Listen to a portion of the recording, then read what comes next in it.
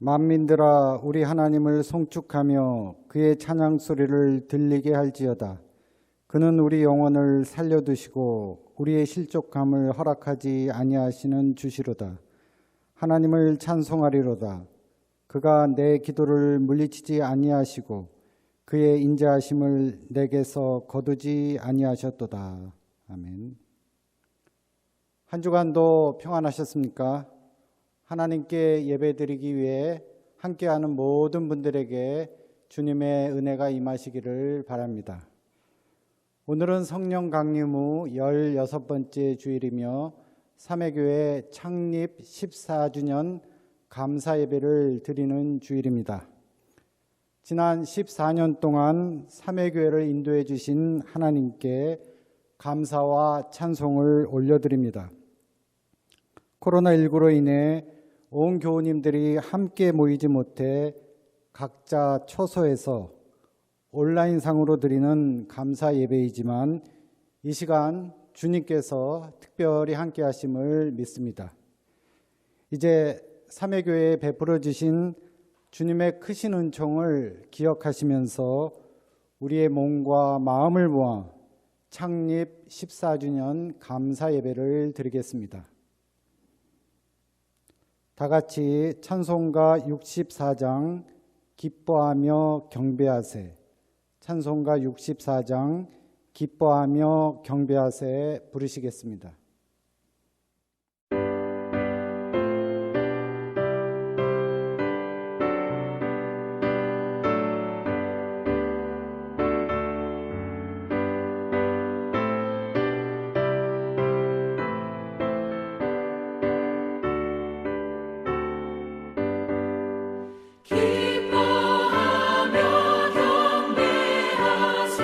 영광의 주 하나님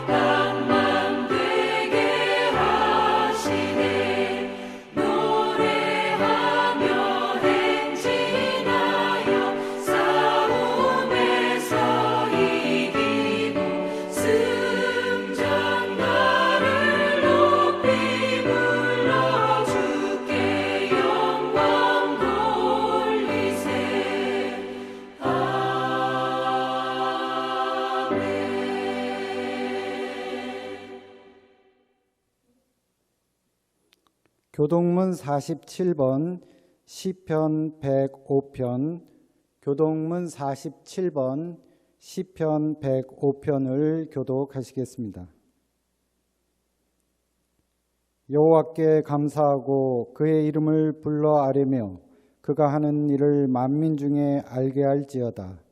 그에게 노래하며 그를 찬양하며 그의 모든 기이한 일들을 말할지어다. 그의 거룩한 이름을 자랑하라. 여호와를 구하는 자들은 마음이 즐거울지로다. 여호와와 그의 능력을 구할지어다. 그의 얼굴을 항상 구할지어다.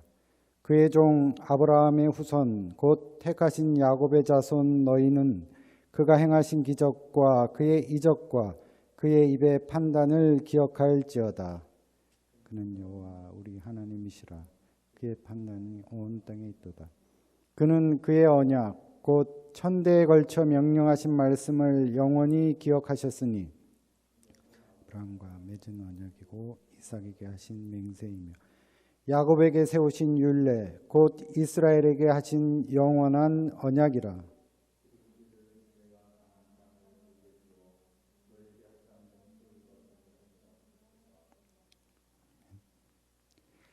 참회의 기도를 드리겠습니다. 하나님, 우리는 탕자와 같이 세상을 따라 살아왔으며 은혜의 법보다는 율법적인 생각으로 이웃을 정죄하였습니다. 십자가의 사랑을 잊어버리고 이웃을 위한 희생에 인색하고 율법에 속박되어 참 자유를 얻지 못하였습니다. 우리의 불신앙을 용서하여 주옵소서.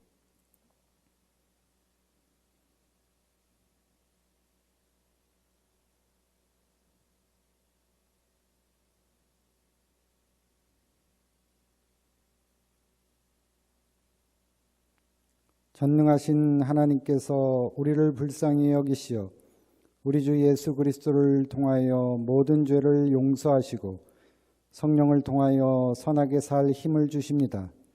이제 주님의 평화를 누리십시오. 아멘. 평화의 인사를 나누는 시간입니다.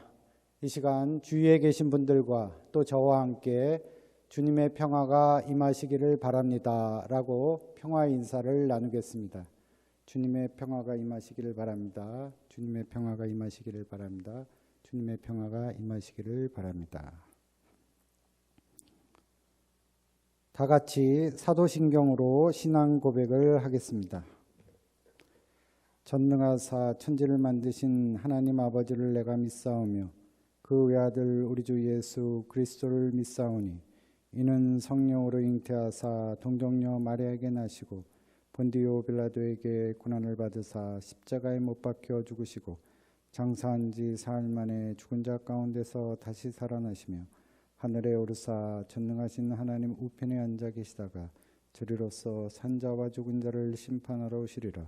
성령을 믿사오며 거룩한 공예와 성도가 서로 교통하는 것과 죄를 사하여 주시는 것과 몸이 다시 사는 것과 영원히 사는 것을 믿사옵나이다. 아멘. 오늘은 삼획교회 창립 기념주일입니다. 2006년 9월 셋째 주 주일에 시작된 삼획교회가 이제 14주년이 되는 날입니다. 그동안 삼획교회와 함께 하시고 늘 지켜주신 주님께 진심으로 감사드립니다. 지난 시간을 생각해보면 감사할 것이 참 많습니다.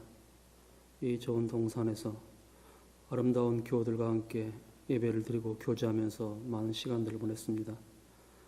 감사하고 또 감사드립니다. 앞으로 또 오랜 시간 우리 모두가 지상에서의 아름다운 순례의 길을 끝내고 주님의 나라에 가게 될 그날까지 주님께서 허락하신 이 삼회동산에 모여 함께 예배드릴 수 있게 도와주시옵소서. 계속 서로 사랑하고 교제하면서 삼회 정신을 실천할 수 있도록 도와주시옵소서. 그렇습니다, 주님. 지금 우리가 우리의 이웃들에게 계속해서 삼회의 정신을 실천할 수 있도록 도와주시옵소서. 우리를 이끌어 주시옵소서. 지금은 코로나19로 인해 많은 사람들이 힘겨운 나날을 보내고 있습니다. 병에 걸려 어려움을 겪고 있는 사람들도 많고 물리적 거리두기로 생업에 지장을 겪고 있는 사람들도 많습니다. 우리가 살면서 처음 겪는 전염병의 확산으로 국민 모두가 정상적인 생활을 하지 못하고 있습니다. 이런 국가적 재난의 시기에 우리 모두가 이웃을 향해 기도할 수 있도록 도와주시옵소서. 도움의 손길을 내밀 수 있도록 하시고 함께 아파하면서 이 어려움을 극복할 수 있도록 도와주시옵소서. 삼회교회도 반년 가까이 비대면 예배를 드리고 있습니다. 이런 상황이 언제까지 계속 이어질지 모르겠습니다. 이 동산에 모여 서로 얼굴을 맞대고 예배드리면서 함께 교제했던 시간들이 오래전 추억 같습니다. 주님, 이런 상황이 빨리 끝날 수 있도록 도와주시옵소서. 우리 모두 마음을 합하여 질서를 지키고 적절한 거리두기를 유지해 이 불행한 사태를 빨리 종식시키고 함께 모여 예배드릴 수 있게 하여 주시옵소서. 코로나19로 우리가 서로 보지 못하는 가운데 어느 여름이 지나고 가을이 왔습니다. 시간은 늘 순리대로 흐르고 있습니다. 한 해의 노동이 이제 조금씩 결실을 맺는 시간들이 다가오고 있습니다. 이런 시간의 흐름 속에서 우리는 새삼 우리의 모습을 되돌아보게 됩니다. 지난 봄, 여름 동안에 무엇을 했는지, 남을 위한 배려와 기도는 있지 않았는지 다시 생각해 봅니다. 우리가 부족했던 것이 있는지 반성해 봅니다. 그리고 우리에게는 아직 시간이 남아있다는 것을 생각해 봅니다. 어려운 이웃들, 사회적으로, 경제적으로 어려운 이웃을 향한 우리의 관심을, 우리의 기도를 계속 이어지도록 도와주시옵소서. 다시 오늘은 창립기념 주일입니다. 우리가 몸담고 있는 삼회교회는 14년 전에 세워졌지만 삼회정신은 그 이전 아주 오래전부터 이곳에 있었습니다. 배민수 목사님의 농촌계몽운동 시절에도 있었고 더 오래전 주님의 뜻 안에도 있었습니다. 하나님 사랑과 농촌사랑, 노동사랑, 이 삼회정신은 우리 모두가 지켜야 할 사명입니다. 오늘 창립기념 주일을 맞아 다시 한번 우리에게 주신 주님의 사명을 기억하고 이 엄중한 코로나 시절에 어떻게 살아야 하는지 성찰을 쓰도록 도와주시옵소서. 이제 주님의 말씀을 듣겠습니다. 주의 사자를 통해 들려오는 메시지를 경청하겠습니다. 말씀을 듣고 깨닫고 다시 힘을 얻어 우리에게 주신 소명을 실천할 수 있도록 도와주시옵소서. 늘 범사에 감사드리며 모든 것 우리 주 예수 그리스도의 이름으로 기도드립니다. 아멘.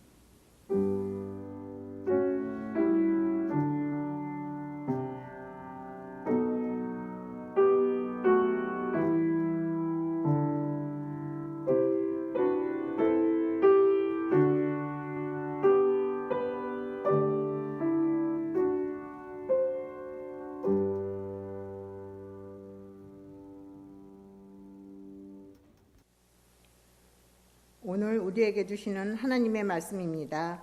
구약성서 96쪽 출애굽기 16장 2절부터 15절까지 말씀입니다. 구약성서 96쪽 출애굽기 16장 2절부터 15절까지 말씀입니다.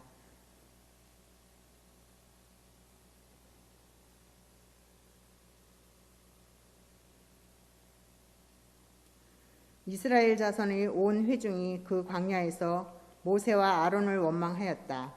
이스라엘 자손이 그들에게 항의하였다. 차라리 우리가 이집트 땅 거기 고기 가마 곁에 앉아 배불리 음식을 먹던 그때에 누가 우리를 주님의 손에 넘겨주어서 죽게 했더라면 더 좋을 뻔하였습니다.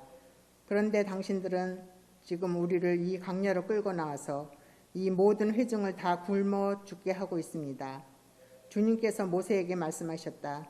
너희가 먹을 것을 하늘에서 비처럼 내려줄 터이니 백성이 날마다 나아가서 그날 먹을 만큼 거두어 드리게 하여라.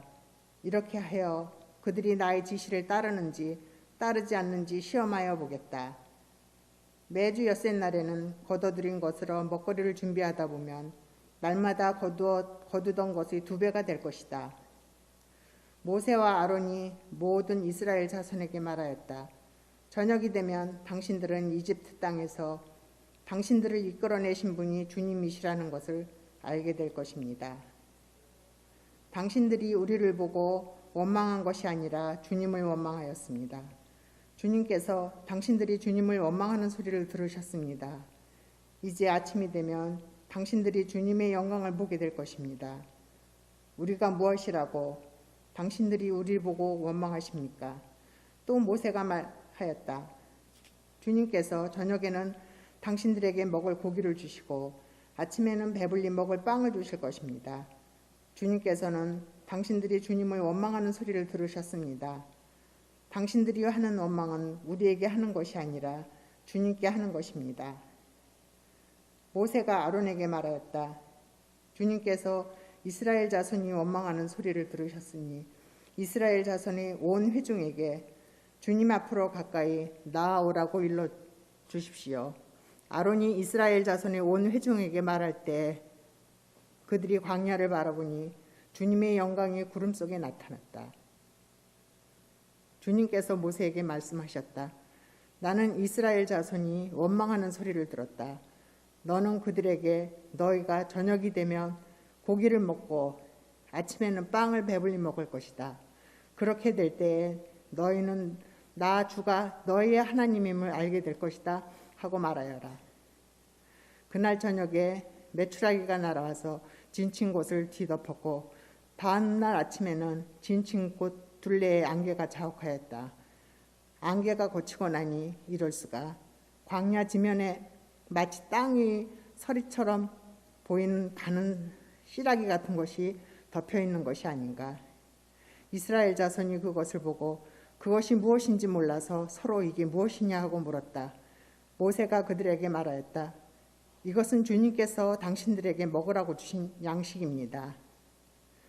신약성서 서신서의 말씀 302쪽 빌립보서 1장 21절부터 25절까지 말씀입니다. 신약성서 서신서의 말씀 302쪽 빌립보서 1장 21절부터 25절까지 말씀입니다.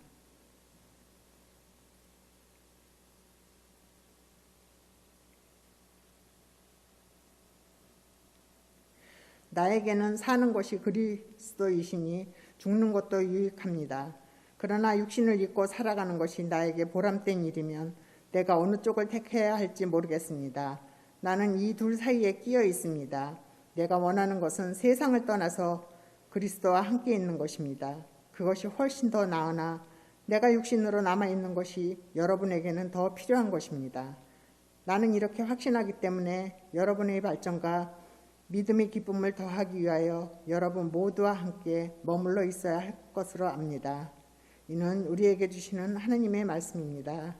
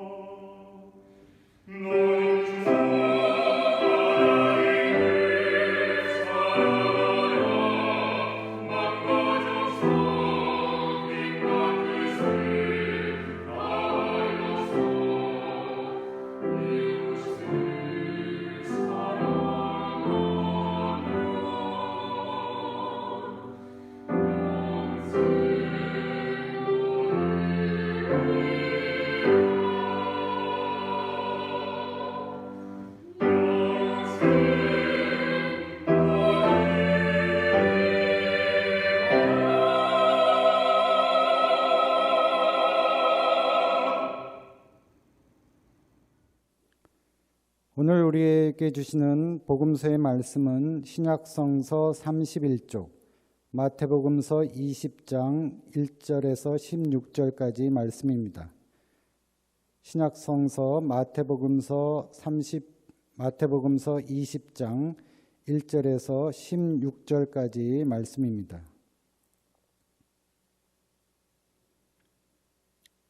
하늘나라는 자기 포도원에서 일할 일꾼을 고용하려고 이른 아침에 집을 나선 어떤 포도원 주인과 같다. 그는 품삯을 하루에 한 데나리온으로 일꾼들과 합의하고 그들을 자기 포도원으로 보냈다. 그리고서 9시쯤에 나가서 보니 사람들이 장터에 빈둥거리며 서 있었다. 그는 그들에게 말하기를 여러분도 포도원에 가서 일을 하시오. 적당한 품삯을 주겠소 하였다. 그래서 그들이 일을 하러 떠났다. 주인이 다시 12시와 오후 3시쯤에 나가서 그렇게 하였다. 오후 5시쯤에 주인이 또 나가보니 아직도 빈둥거리고 있는 사람들이 있어서 그들에게 왜 당신들은 온종일 이렇게 하는 일 없이 빈둥거리고 있소 하고 물었다. 그들이 그에게 대답하기를 아무도 우리에게 일을 시켜주지 않아서 이러고 있습니다 하였다. 그래서 그는 당신들도 포도원에 가서 일을 하시오 하고 말하였다. 저녁이 되니 포도원 주인이 자기 관리인에게 말하기를 일꾼들을 불러 맨 나중에 온 사람들부터 시작하여 맨 먼저 온 사람들에게까지 품삯을 치르시오 하였다. 오후 5시쯤부터 일을 한 일꾼들이 와서 한 데나리온씩을 받았다. 그런데 맨 처음에 와서 일을 한 사람들은 은근히 좀 더 받으려니 하고 생각하였는데 그들도 한 데나리온씩을 받았다. 그들은 받고 나서 주인에게 투덜거리며 말하였다. 마지막에 온 이 사람들은 1시간밖에 일하지 않았는데도 찌는 더위 속에서 온종일 수고한 우리들과 똑같이 대우하였습니다. 그러자 주인이 그들 가운데 한 사람에게 말하기를 이보시오. 나는 당신을 부당하게 대한 것이 아니오. 당신은 나와 한 데나리온으로 합의하지 않았소? 당신의 품삯이나 받아가지고 돌아가시오. 당신에게 주는 것과 똑같이 이 마지막 사람에게 주는 것이 내 뜻이오. 내 것을 가지고 내 뜻대로 할 수 없다는 말이요. 내가 후하기 때문에 그것이 당신 눈에 거슬리오 하였다. 이와 같이 꼴찌들이 첫째가 되고 첫째들이 꼴찌가 될 것이다. 이는 우리에게 주시는 주님의 말씀입니다. 이 시간에는 본질을 꿰뚫어 보는 교회라는 제목으로 김동환 담임 목사님께서 말씀 증언하실 때 큰 은혜 받으시기를 바랍니다.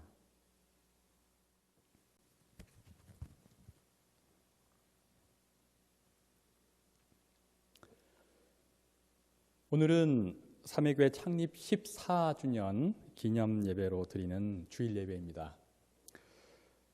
여러분 아시는 대로 삼회교회는 목사이자 독립운동가이자 농촌운동가인 배민수의 유지를 이어받아 그가 제창한 삼회, 곧 하나님 사랑, 농촌 사랑, 노동 사랑의 정신을 바탕으로 1976년에 그의 유족들이 연세대학교에 기증한 5만 5천 평가량에 이르는 삼회 캠퍼스 한 자락에 2006년, 지금부터 14년 전이죠.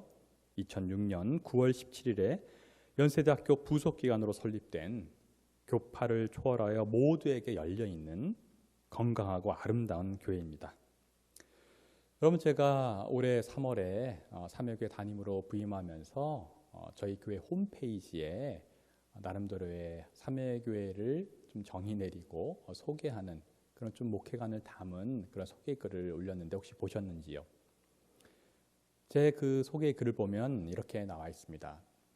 삼회교회는 어지럽고 복잡한 세상 속에서 복음의 본질을 꿰뚫어 보며 급변하는 이 시대를 분별하고 이 사회와 함께 호흡하고자 고민하고 노력하는 머리로는 냉철하나 마음으로는 뜨거운 참된 신앙 공동체입니다. 이렇게 제가 삼회를 소개했습니다.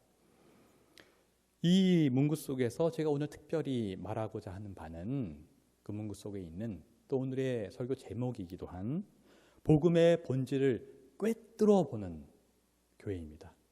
복음의 본질을 꿰뚫어 보는 교회. 저는 현대교회의 가장 큰 문제가 복음의 본질을 꿰뚫어 보지 못하는 데 있다, 이렇게 생각합니다. 복음의 본질이 아닌 비본질적인 것들에 의해서 너무 초점을 두다 보니 정작 복음의 본질이 가리워진다는 말입니다. 현대 종교계의 최고 지성이다, 뭐 이렇게 일컬어지는 사람들 중에서 한 분인 신학자 한스 퀼이라는 분이 유명한 책인 교회란 무엇인가 라는 책에서 시대와 상황에 따라서 교회의 형태는 항상 변한다. 그러나 교회의 본질은 그렇지 않다, 이렇게 말했습니다. 시대 상황에 따라 많은 것들이 변하고 교회의 형태가 변하지만 사실 교회의 본질은 변치 않는다는 말입니다. 그는 이어서 말하기를 교회의 본질은 비본질적인 것들이 많아질 때 오히려 상대적으로 그 본질이 드러나서 밝혀진다, 뭐 이런 식으로 얘기했습니다. 예, 따라서 지금 우리가 이 시대를 살아가면서 해야 할 일은 무엇입니까? 교회의 비본질적인 것들에 가려진 본질을 꿰뚫어 보고 그것을 찾아내서 교회의 본질을 이야기하는 것입니다. 바로 그러한 능력이 현대를 살아가는 우리 신앙인들에게 필요하다, 이렇게 생각을 합니다. 자, 그렇다면 교회의 본질을 꿰뚫어 볼 수 있는 그런 능력이자 자질은 우리가 어떻게 만들 수 있는가?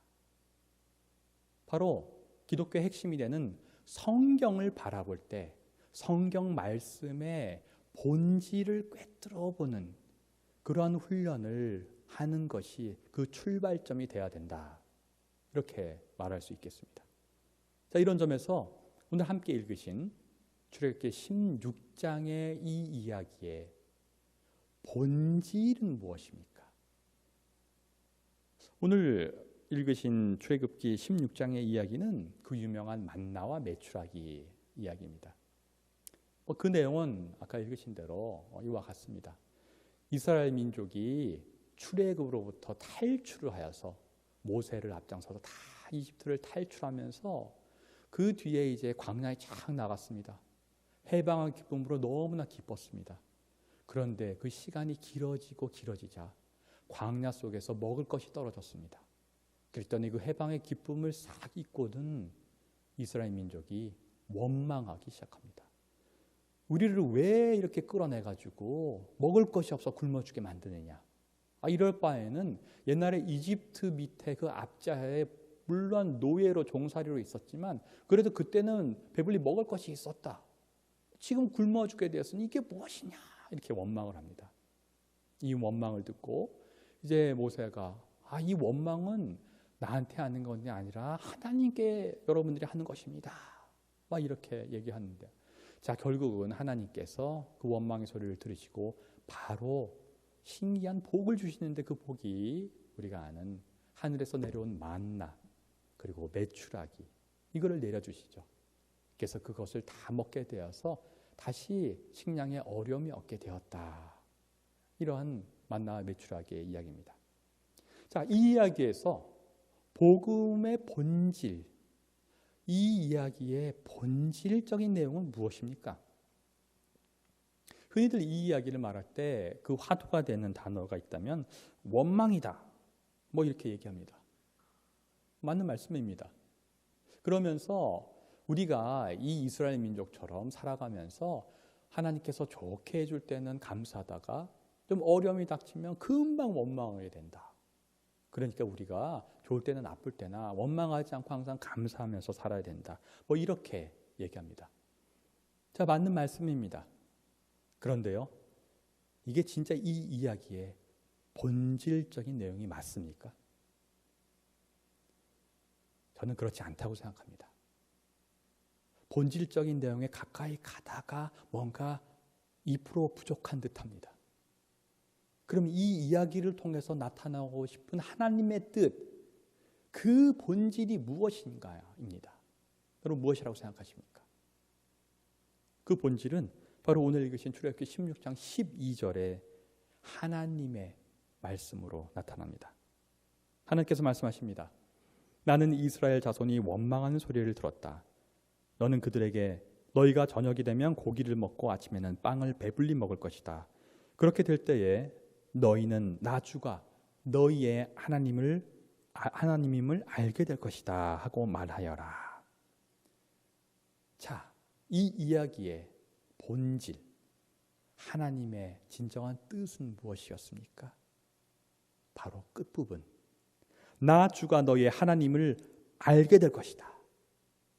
나 주가 너희의 하나님임을 알게 되는 것이 하나님의 뜻이었습니다. 만나와 메추라기를 주신 그 하나님의 이유, 그 뜻은 무엇이냐 하면은 그냥 원망하니까 원망하지 말아라, 뭐 달래는 것도 아니요. 원망하지 말고 좋을 때나 나쁠 때는 항상 감사하라, 그것이 아니라 더 본질적으로 너희가 네 인생에 있어서 내가 너희의 하나님이 되는 것을 인정하라, 그걸 알아라, 그 뜻입니다. 따라서 사실 나오는 만나와 메추라기 이런 것들은 본질적인 얘기는 아닙니다. 원망이라는 단어도 본질적인 얘기는 아닙니다. 본질은 하나님입니다. 하나님이 주어가 돼야 되는 것입니다.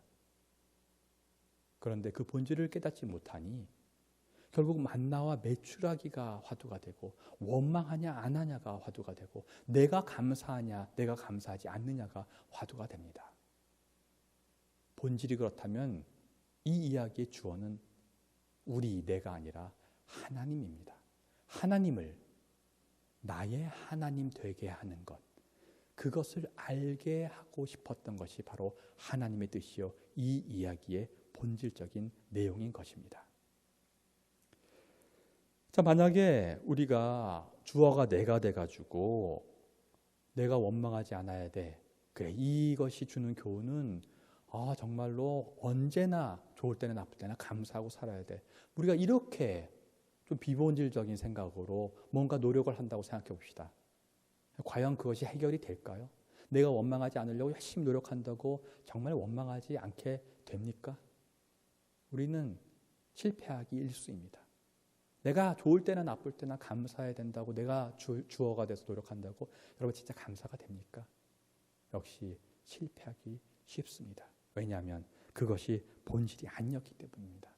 그렇게 되다 보면 결국 내가 무엇을 하려고, 내가 하나님 앞에 뭐가 선하게 하려고 하면서 소위 행위주의로 나가게 되고 소위 율법주의로 가게 됩니다. 여러분 아시는 대로 이러한 율법주의에 빠지지 않고 우리가 진짜 마음속에 하나님을 나의 하나님으로 믿는 오직 그 믿음으로 의인이 된다는 그 사실을 깨달았던 것이 종교 개혁자들이고, 그로부터 시작된 것이 바로 우리 개신교의 출발입니다. 우리는 하나님이 나의 하나님, 하나님이 나의 인생의 주인이 된다는 그것을 알게 되는 것이 복음의 본질이며, 오늘 이 출애굽기 만나 메추라 이야기의 핵심인 것도 깨달아 알아야 될 줄로 알겠습니다. 여러분들 인생에서 주어가 내가 되는 비본질적인 것이 일어났을 때 어떻게 되십니까? 여러분들이 사업이 잘 될 때, 그때 하나님께 감사하다가 사업이 안 되면 원망하기 쉽죠. 또 좋은 학교에 들어가게 되면은 참 감사하다가 행여나 그렇지 못하게 되면은 원망하게 됩니다. 전 학교에 있을 때 그런 얘기를 많이 듣습니다. 축복을 주면 감사하고 그렇지 못하게 되면 원망하는, 그 모두의 이유가 아까 말씀드린 대로 내가 주어가 되기 때문이고 그것이 본질이 아니라는 사실이죠. 우리가 만약에 그렇지 않고 본질을 꿰뚫고 하나님이 나의 인생의 주인이 되는 것을 깨달아 아는 그 본질을 꿰뚫는다면 사실 이러한 원망이 일어나지 않습니다. 모든 인생에 하나님이 주인이니 내가 사업이 잘 되던 내가 잘 되지 않던, 수업이 잘 풀리던 안 되던, 학업이 잘 되던 합격을 하건 못하건, 가정에 문제가 있건 없건 상관없이 모든 순간에 하나님께서 나의 하나님의 주인이 된다, 이걸 놓치지 않는다면 자연스럽게 비본질적인 이야기들, 그것이 있네 없네 원망하네 안 하네는 자동으로 해결되는 것입니다.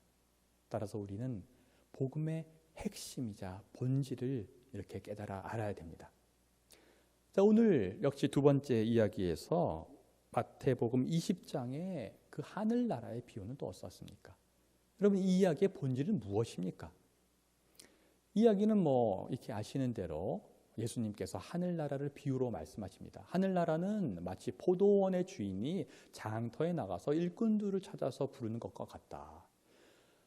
일꾼을 부르는데 포도원 주인이 다 장터에 나가보니까 아침 일찍 나가보니 있길래 한 데나리온씩 주고 오늘 일값이 될 것이다 말했다는 거죠. 한 데나리온은 저번 설교 때 들으시면 알겠지만 노동자 하루 품삯입니다.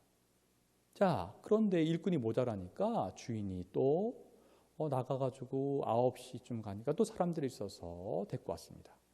12시에 가도 또 사람이 있어서 데리고 왔고 3시에 가도 5시에 가도 있길래 다 데리고 왔습니다. 자, 하루의 일과가 다 끝난 다음에 정산하는 시간이 되었습니다. 처음에 아침 일찍부터 열심히 일한 사람들은 속으로 생각했습니다. 처음에 한 데나리온이라고 했지만 나는 이렇게 많이 일했으니까 저 5시에 끝에 온 사람보다는 당연히 더 많이 받겠지. 근데 웬걸요? 주인은 똑같이 한 데나리온만 줍니다. 그러니 원망이 일어납니다. 아니 주인님, 물론 처음에 한 데나리온 준다고 하셨지만 지금 새벽부터 일한 저와 5시 오후 저기 5시에 와가지고 일한 저 사람이랑 어떻게 똑같이 한 데나리온 줍니까? 그랬더니 주인이 왜 그러느냐 하면서 그 유명한 말인 첫째가 꼴찌가 되고 꼴찌가 첫째가 된다, 뭐 이렇게 말하고 이야기가 끝납니다. 자, 이 이야기의 역시 본질은 여러분 무엇입니까? 흔히들 이 이야기의 본질을 이야기하면서 이거는 그 끝에 그 유명한 말인 첫째가 꼴찌 되고 꼴찌가 첫째 되는 그거를 보면 알겠지만 하나님의 뜻은 세상의 논리와는 다르다. 세상적으로 뭐 잘 되는 것도 하나님의 관점에서는 오히려 그렇지 않을 수 있다. 따라서 모든 일을 할 때 겸손하게 나가라. 뭐 이렇게 겸손을 화두로 여기면서 얘기들을 많이 합니다. 여러분, 그럼 이것이 이 이야기의 본질 내용일까요? 아니라고 생각합니다. 맞기는 맞는데 역시 뭔가 2% 부족합니다. 그럼 이 이야기의 본질은 무엇일까요? 그것은 역시 주님의 직접적인 말씀으로 나와 있습니다. 마태복음 20장 14절입니다. 당신에게 주는 것과 똑같이 이 마지막 사람에게 주는 것이 내 뜻이요. 자, 이 이야기의 본질은 뭐냐면 이렇게 하건 저렇게 하건 그것은 바로 주인 마음이다. 하나님 뜻이다라는 겁니다. 하나님의 뜻인데 거기에 왜 왈가왈부하느냐? 하나님의 뜻이 그렇다면 그걸 인정하고 그런 의미에서 겸손하다라는 것입니다. 결국 주어가 내가 아니라 역시 하나님입니다. 주님입니다. 내가 될 때, 내가 주어가 될 때 역시 비본질로 흘리게 됩니다. 바로 원망했던 그 사람들처럼 됩니다. 내가 이렇게 일했는데, 내가 이렇게 했는데 왜 이렇게 됩니까? 불공정합니다. 그러나 주어가 하나님이 된다면, 하나님이 뜻이 그렇다면이 된다면 하나님의 뜻이 그러니 받아들이겠다는 그런 의미의 겸손이 되겠죠. 자, 그렇다고 해도 역시 좀 불공정한 것 같긴 하지 않습니까? 그래도 그렇지. 어떻게 하나님은 그렇게 수고를 먼저 한 사람들과 끝에 조금 수고한 사람들을 똑같이 평가하시지? 이 또한 본질을 꿰뚫지 못하는 생각입니다. 자, 이것이 일어난 것은 비유의 말씀이고 이것은 하늘나라 천국을 비유로 말한 것입니다. 자, 그렇다면 그 비유 뒤에 있는 본질을 깨달아야 됩니다. 이 비유는 무엇이냐면은 하늘나라로 들어가는 것, 곧 예수 그리스도를 믿고 구원받는 것이 어떠하다는 것을 알리는 것입니다. 따라서 일꾼들은 뭐냐면은 주님을 믿게 되는 그런 구원의 과정을 말하고 있습니다. 먼저 일하게 되었다는 것은 하나님, 주님을 먼저 믿고 하나님 나라에 들어가게 구원받았다는 사람을 의미하고, 나중에 일하게 갔다는 것은 주님을 나중에 영접해서 구원받았다는 것입니다. 자, 하나님의 구원은 어떻습니까? 먼저나 나중이냐, 첫째나 꼴찌가 있지 않습니다. 순서가 중요하지 않습니다. 하나님의 뜻, 그 본질은 인류 모두가 구원받기를 원하시는 것입니다. 이것이 바로 본질입니다. 따라서 첫째 된 사람, 먼저 일했던 사람이 이 본질을 깨달았다면 오히려 감사해야 됩니다. 내가 하나님의 사람으로서 구원을 받았고 예수를 영접했는데, 그런데 내가 전도도 하지 않았는데 저 사람이 나중에 예수를 믿고 하늘나라에 가게 되었고 구원을 받게 되었으니 너무 감사합니다. 너무 잘 되었습니다. 오히려 이렇게 감사를 드려야 되지 않겠습니까? 하나님 나라로 가고 구원받는 것에 대해서 왜 질투를 합니까? 바로 그 비본질적인 것에 매여 있었기 때문입니다. 따라서 이것은 불공평한 하나님의 평가가 아닙니다. 온 인류를, 그 아들을 이 땅에 주시고 정말로 이 십자가에 피 흘려 죽기까지 이 모두를 사랑하여 모든 인류를 구원하기를 원하시는 그 하나님의 뜻에 대한 비유이기 때문에, 전 인류를 향한 이 구원의 섭리가 이 이야기의 본질이기 때문에 이 본질을 깨달았다면 먼저 되고 나중 되고는 그 순서가 아니라 이 모두의 구원을 이루어 주실 하나님의 뜻에 순종하고 겸손하게 되는 것이겠지요. 바로 이 본질을 우리는 찾아 알아야 된다는 사실입니다. 자, 이 본질을 깨달아 아는 그런 사람들이 있습니다. 첫 번째 이야기에서는 이 본질을 깨닫은 소수의 사람이 오직 모세와 아론 뿐이었습니다. 오늘 그 출애굽기 16장 12절에서 하나님이 그 본인의 뜻이 하나님이 하나님 되신 그 사실을 말하기 전에 6절에서 모세와 아론은 먼저 그 뜻을 알았습니다.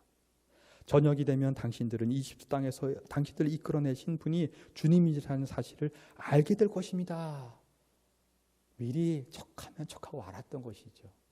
하나님이 말씀하시기도 전에 이 만나와 메추라기를 주시는 것은 하나님이 하나님 되는 것, 우리 인생의 주인이 되는 것을 원하시는구나.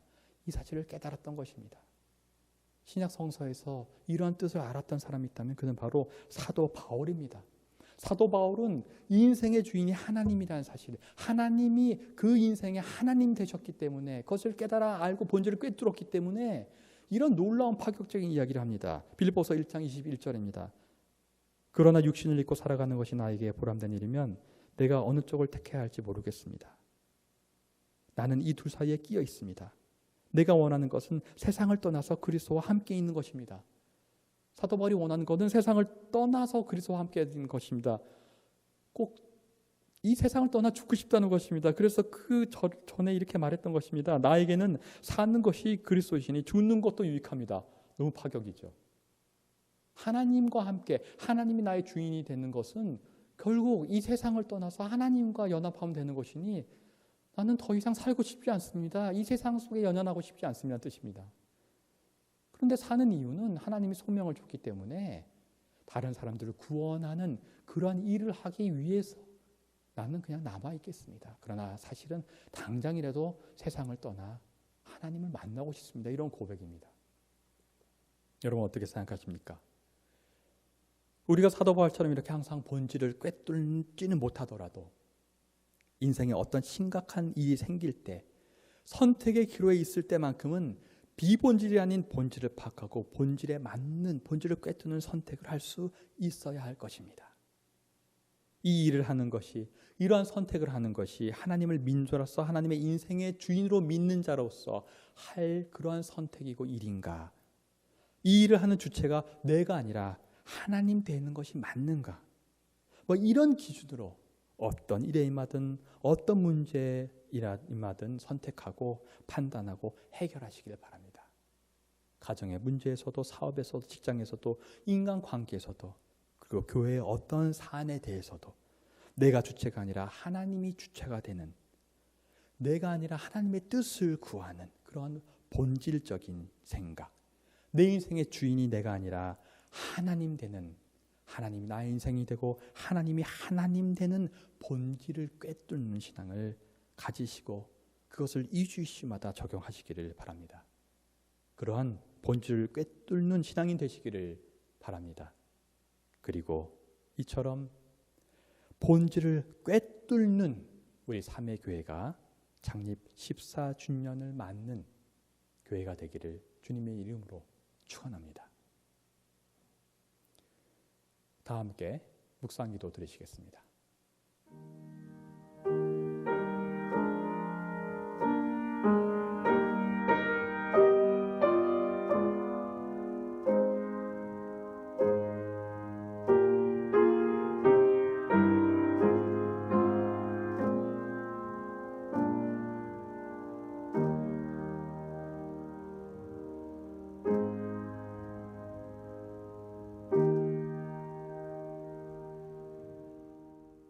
다 같이 찬송가 84장 온 세상이 캄캄하여서 84장 온 세상이 캄캄하여서 부르시겠습니다. 그리고 이어서 이진혁 교우님께서 봉헌송 해주시겠습니다.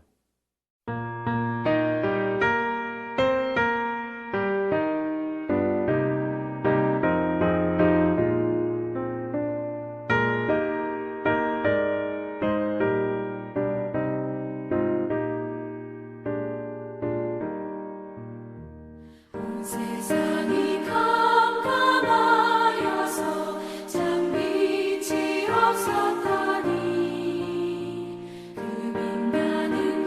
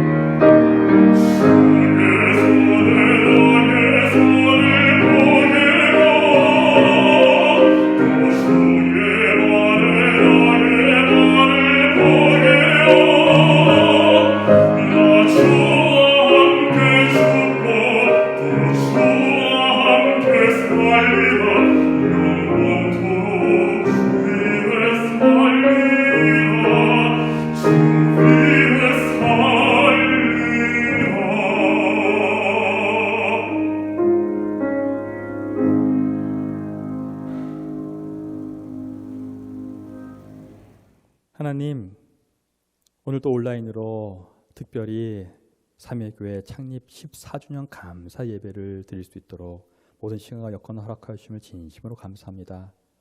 지난 14년 동안 이 귀한 교회 잘 지켜주시고 주님의 뜻에 맞도록 많은 사역 감당케 하심을 감사합니다. 특별히 이 귀한 교회를 통해서 신앙생활을 할 수 있는 그런 기회를 저희들에게 허락하여 주심을 진심으로 감사합니다.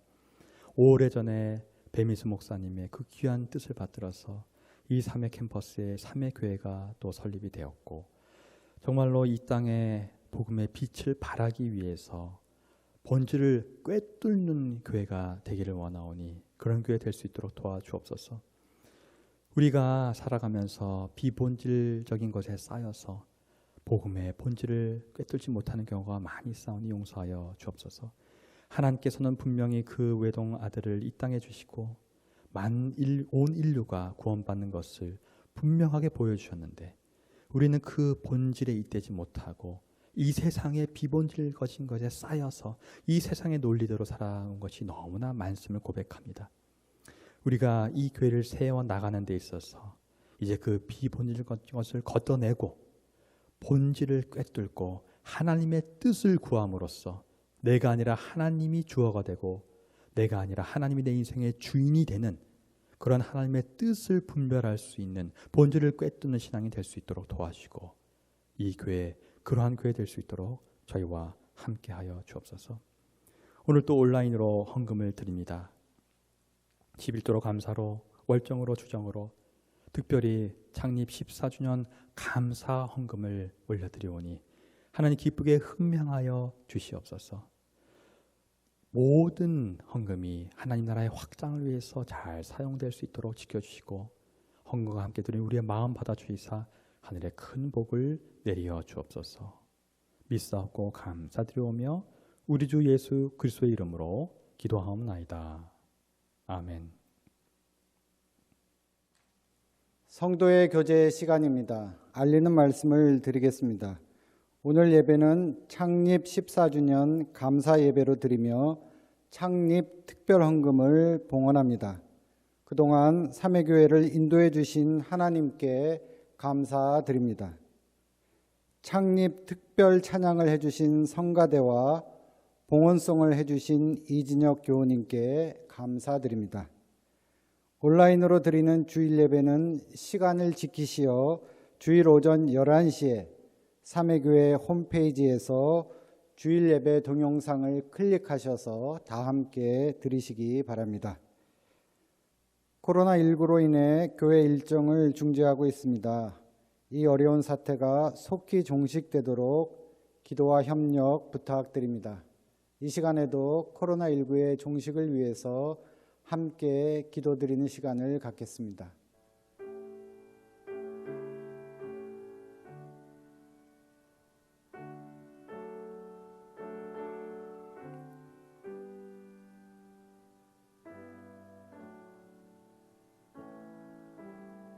사랑의 주님, 이 시간 저희가 드린 기도를 받아주시고 저희의 기도에 응답하여 주시옵소서. 이 모든 말씀 예수님의 이름으로 기도드립니다. 아멘. 이제 찬송가 635장 주기도문 부르신 후에 김동환 담임 목사님의 축도로 예배를 마치겠습니다.